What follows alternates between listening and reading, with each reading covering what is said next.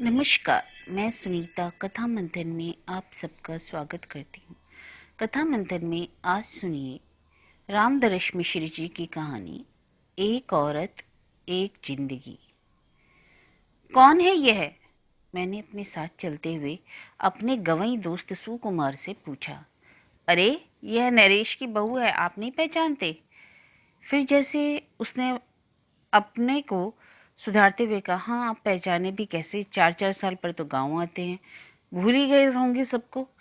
मैंने मौन होकर यह शिकायत स्वीकार कर ली और सोचता रहा, यह नरेश की बहू है? कुंवार की इस चिलचिलाती धूप में मर्दों को मात करती हुई फावड़ा चला रही है। पालगी बाबा! खेत के पास पहुंचने पर नरेश की बहू भवानी, हाँ यही तो नाम है इसका, उसने मुझे नमस्कार किया और काम करना छोड़कर हंसती रही।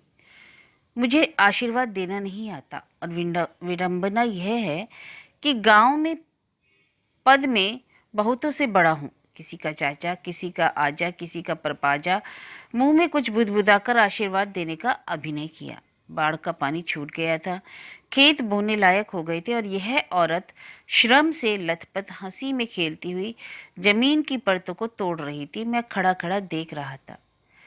क्यों बाबा, गांव आने की इच्छा नहीं होती? गांव कितना भी बुरा हो जाए अपनी मातृभूमि है ना। हाँ है तो। मैं गांव आकर इस प्रकार के औपचारिक सवालों से ऊब जाता हूँ।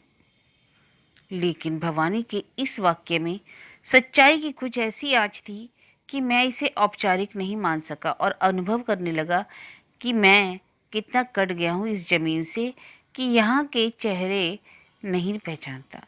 मैं चलने को हुआ तो भवानी ने आग्रह किया, बैठिए बाबा, ऐसे लोगों के दर्शन बड़े भाग से होते हैं, आपके दर्शन से पुण्य मिलता है। मैं संकोच में गड़ा जा रहा था इस संतत्व के पुरस्कार से, लेकिन भवानी का स्वर इतना अकृत्रिम था कि मैं उसका आग्रह टाल नहीं सका और खेत की मेड़ पर एक पेड़ की छांव में बैठ गया।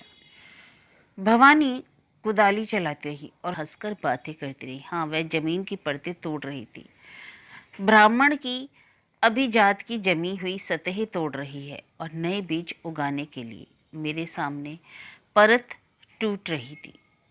नरेश की विधवा बहू भवानी, नरेश का पूरा खानदान अपनी नंगई और गुंडागरी के गिरी के लिए जवार में मशहूर था।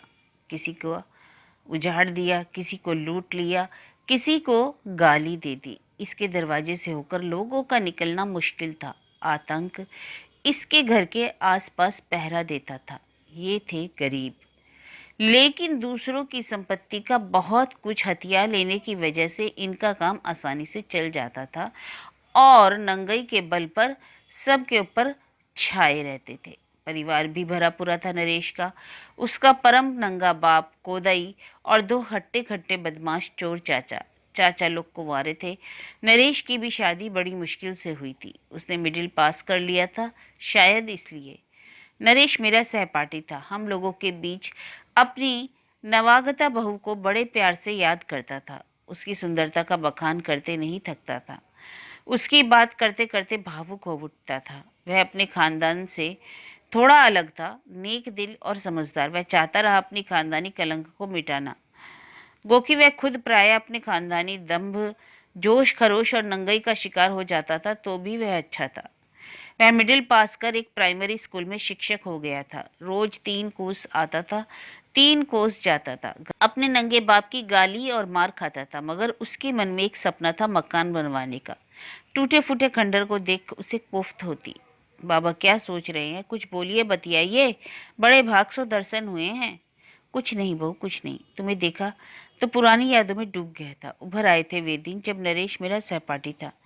कितने भोले भाले थे वे दिन। भवानी जैसे गुताली चलाती रही, हंसकर बोली, छोड़िए बाबा उन बीते दिनों को।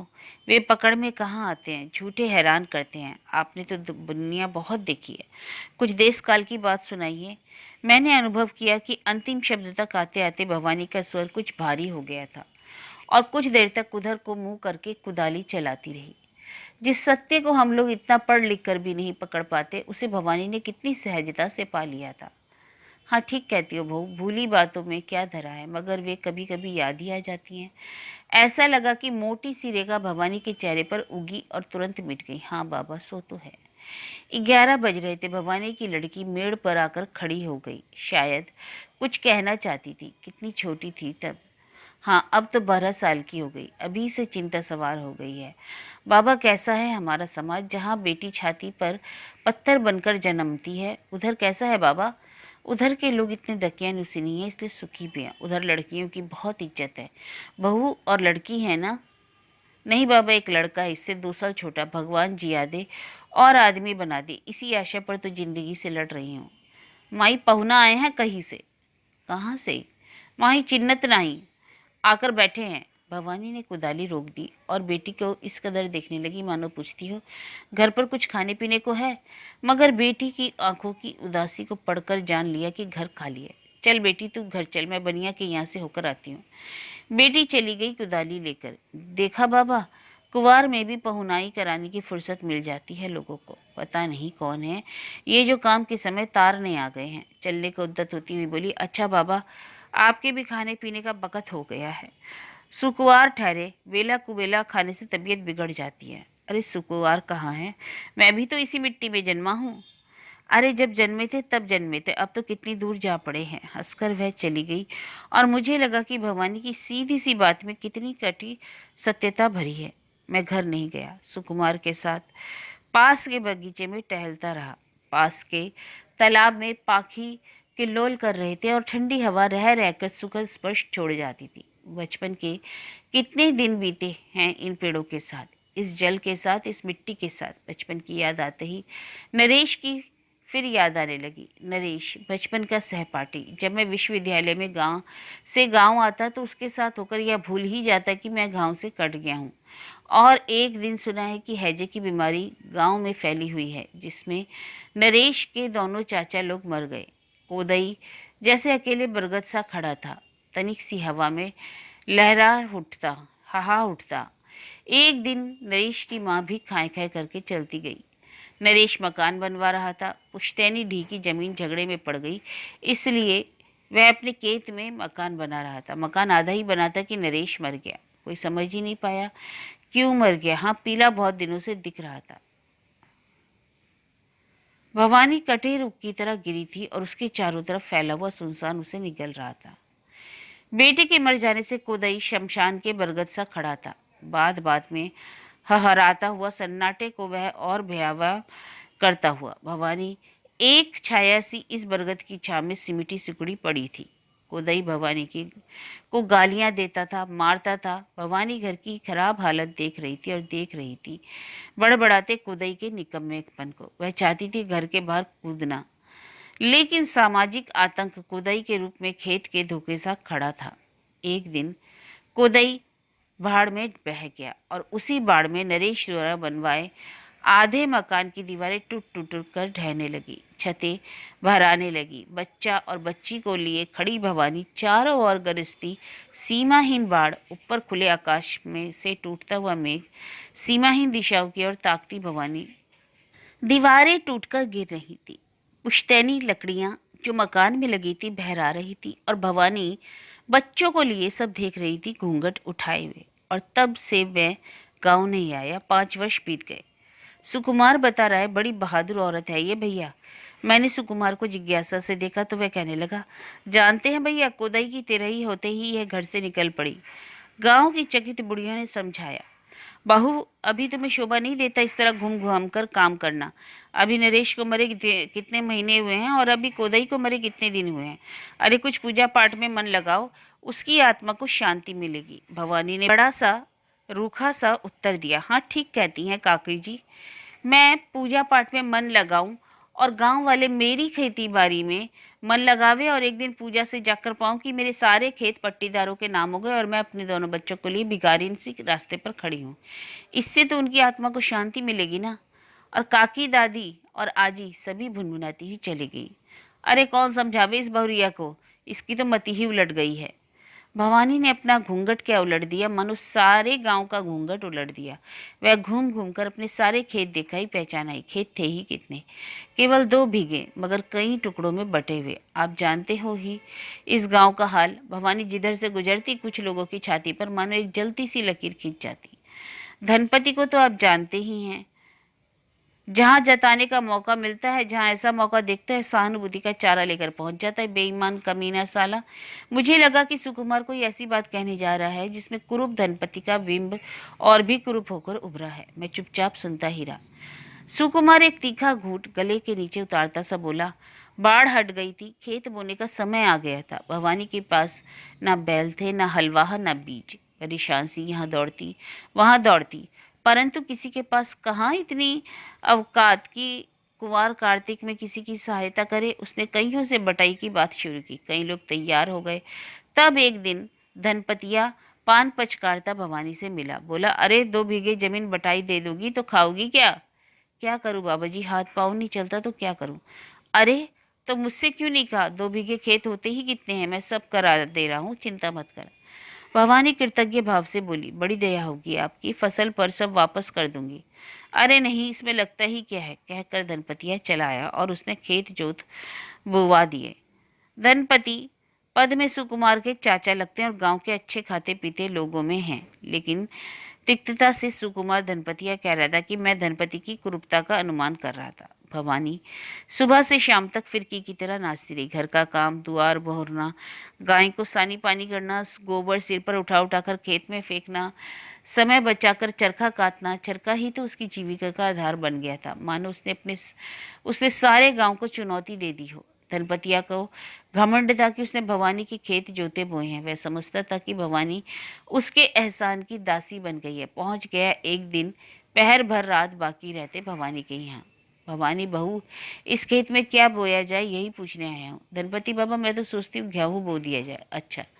लेकिन धनपति हिला नहीं, वहीं का वहीं खड़ा रहा। भवानी बहू, कोई और चीज चाहिए तो बोलना, कोई संकोच मत करना। धनपति हाँफ रहा था। आपकी मेहरबानी धनपति बाबा।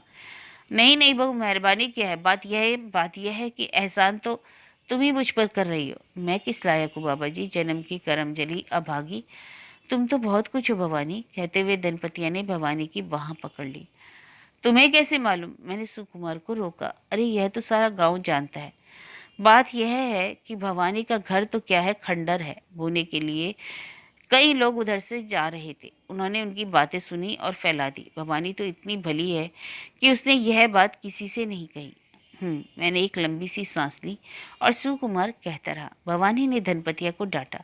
चीची, यह क्या करते हो धनपति बाबा? लेकिन उन बाद में धनपतिया भवानी को कसता ही गया। भवानी ने जोर से धनपतिया के मुंह पर दांत से काटा।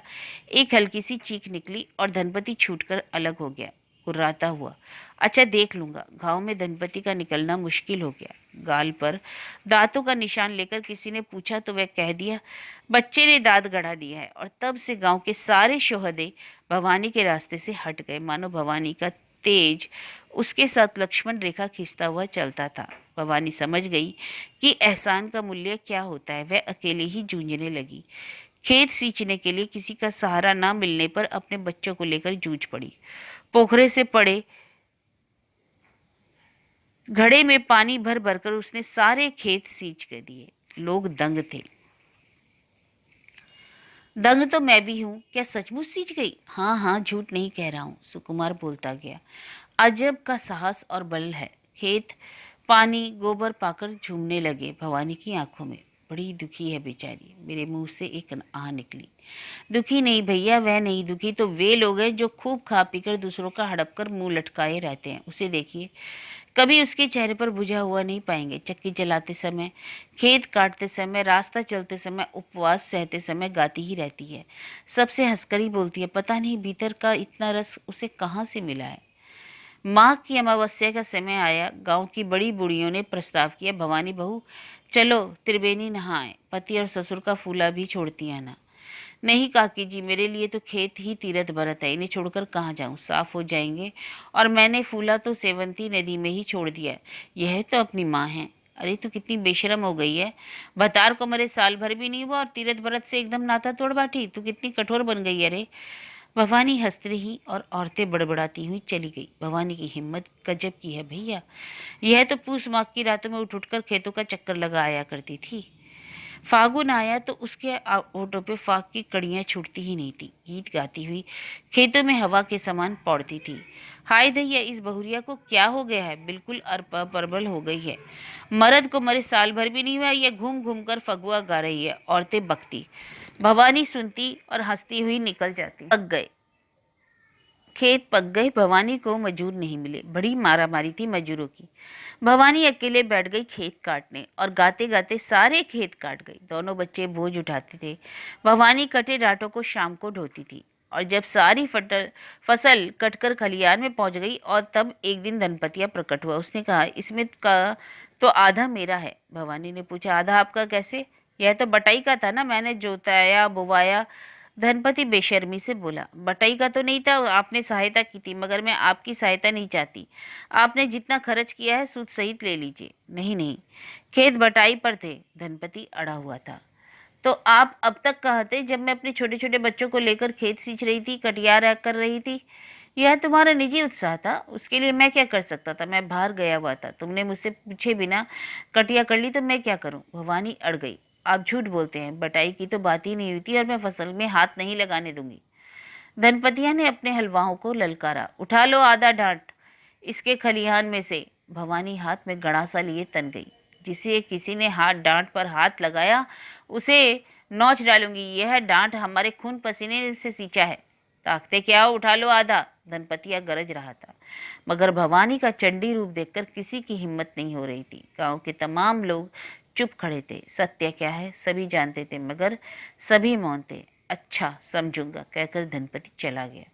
और एक रात भवानी के खलियान में आग लग गई। लपटों में डांट हु जलने लगे। भवानी हाहाकार कर उठी और जलते हुए डांट की एक मुठ लेकर धनपति के खलियान की ओर दौड़ी, मगर लोगों ने रोक लिया। वह तड़प कर चीखने लगी, क्यों मुझी को रोकने को वीर बने हैं आप लोग? धनपति को रोकने में डर लगता है? आपका इंसाफ कमजोरों के लिए ही है।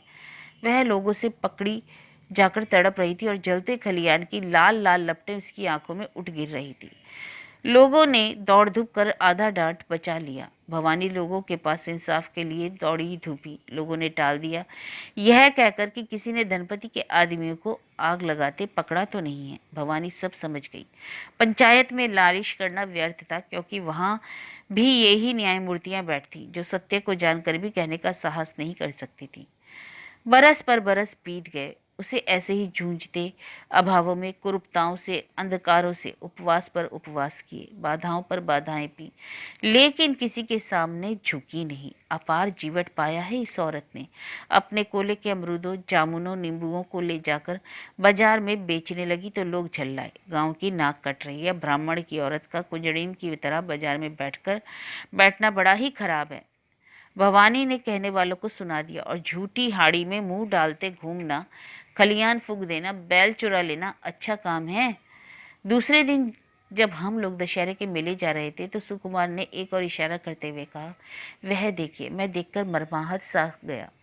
भवानी कल वाले खेत में अपने लड़के के साथ हेंगा खींच रही थी और लड़की हेंगे पर चढ़ी हुई थी।